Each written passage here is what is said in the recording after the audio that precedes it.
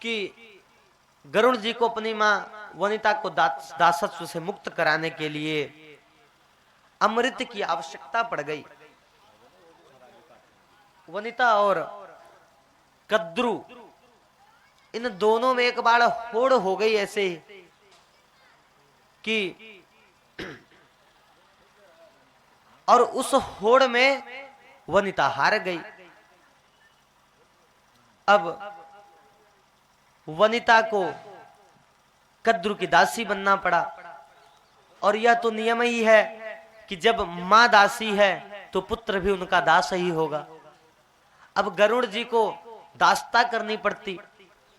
अब वो सर्प इत्यादि कहते कि रुको हमें पीठ पर बैठा के ले चलो, तो ले जाना पड़ता, भाई दास थे तो करना पड़ता। गरुड़ जी इस प्रकार से दुखी हो गए, दासत्व तो करते करते वह दुखी हो गए। तो एक दिन वह अपने मां वनिता के पास में गए और उन्होंने कहा कि इस दासत्व से मुक्त होने का कोई उपाय है क्या?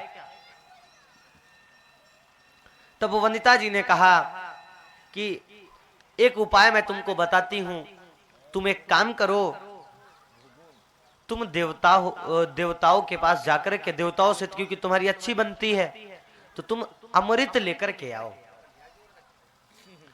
अब गरुड़ जी बोले कि आज कुछ भी हो जाए अमृत तो लेकर के ही रहूंगा, क्योंकि यह दासत्व करते करते मैं पागल होता जा रहा हूं, मुझे अमृत कलश लेकर के ही आना पड़ेगा। अब वह चले गए अमृत कलश को लेने के लिए। जब वहां पहुंचे और इंद्र जी से कहे कि अमृत का कलश दे दीजिए, इंद्र ने बिना सोचे समझे मना कर दिया। इंद्र जी ने कहा कि यह अमृत कलश तुमको नहीं दे सकते। अब गरुड़ जी अपने पंखों को फैलाए, अब देवता सभी पकड़ने लगे। गरुड़ जी बोले आज तो कुछ भी हो जाए, आज कलश लेकर के ही जाऊंगा।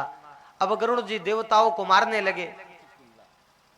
जब देवताओं को मारने लगे तो इंद्र ने विचार किया कि मार खा जाएंगे, इससे अच्छा उठा करके दे देते हैं। परंतु उसमें भी एक शर्त रखी गई कि अमृत कलश तो दे रहा हूं, परंतु तुम ले जाकर के सर्पों को दोगे और मैं उनको भ्रमित करके फिर से उठा लाऊंगा। तो गरुड़ जी लेकर के गए अपनी मां वनिता को दासत्व से मुक्त कराने के लिए, सर्पों को अमृत दिए। तो इंद्र जो है जाकर के उनकी बुद्धि को भ्रमित कर दिए और वह कलश चोरी करके वहां से फिर से ले आए, उठा लाए।